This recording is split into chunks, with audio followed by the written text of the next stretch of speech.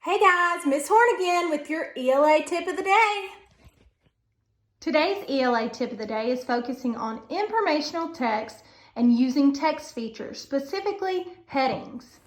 Did you guys know that headings can help you so much with reading and writing? We use these and see these all the time. How many of you have ever been to the grocery store with your parent? Have you ever noticed on the aisles of the grocery store that they are labeled?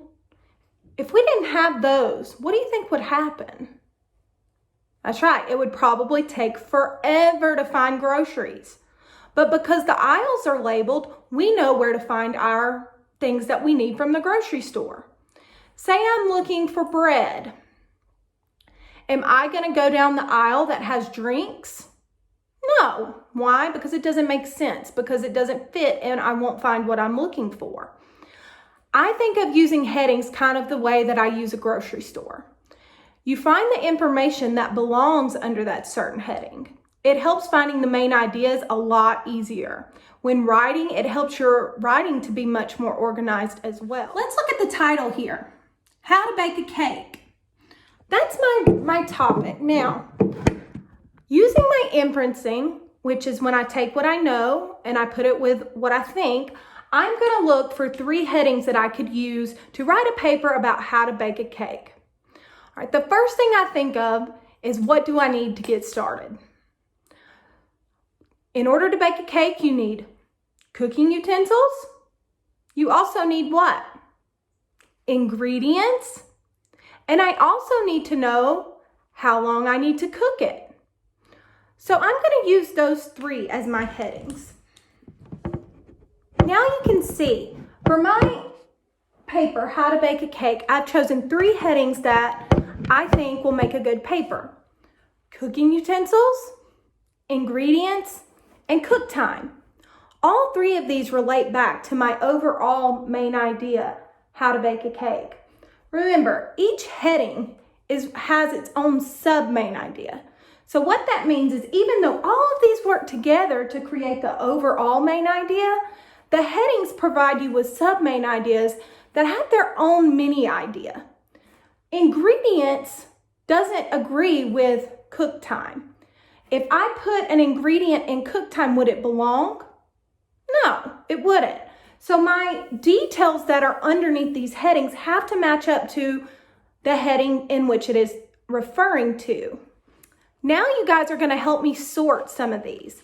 Now remember, this is not a full paper. This is just understanding the idea of how these headings work. So I'm going to hold up some words and phrases, and we're going to sort them under the heading in which they belong.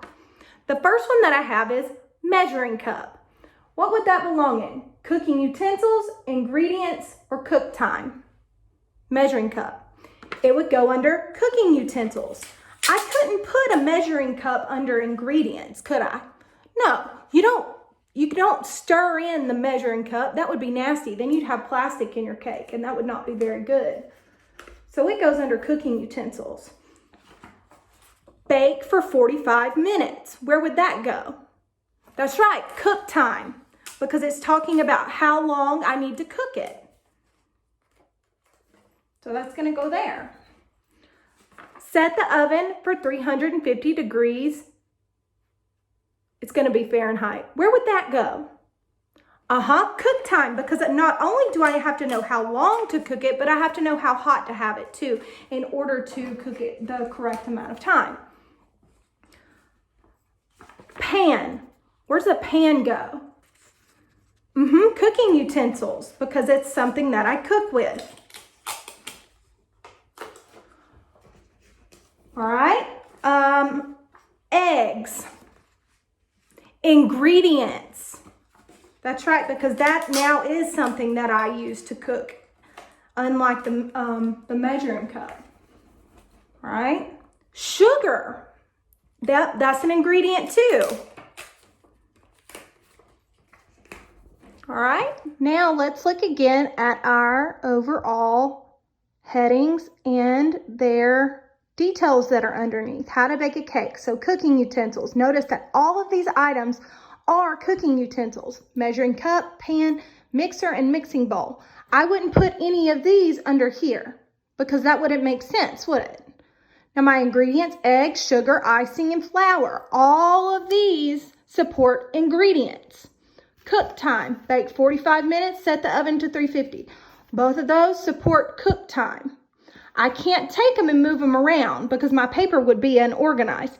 It's the same way when you read. When you need information about something specific, go to that heading. They are so useful. It takes a lot of time away from having to go back and reread the entire passage.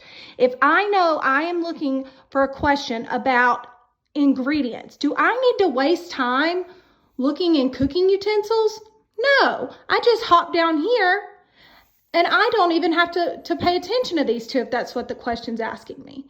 Use those headings to your benefit. They are so helpful. Remember, as you're reading, you should always scan your paper first to pick out those text features. Knowing those text features and using them will help you be a much better reader when it comes to informational text. I hope you've learned something from my ELA tip of the day.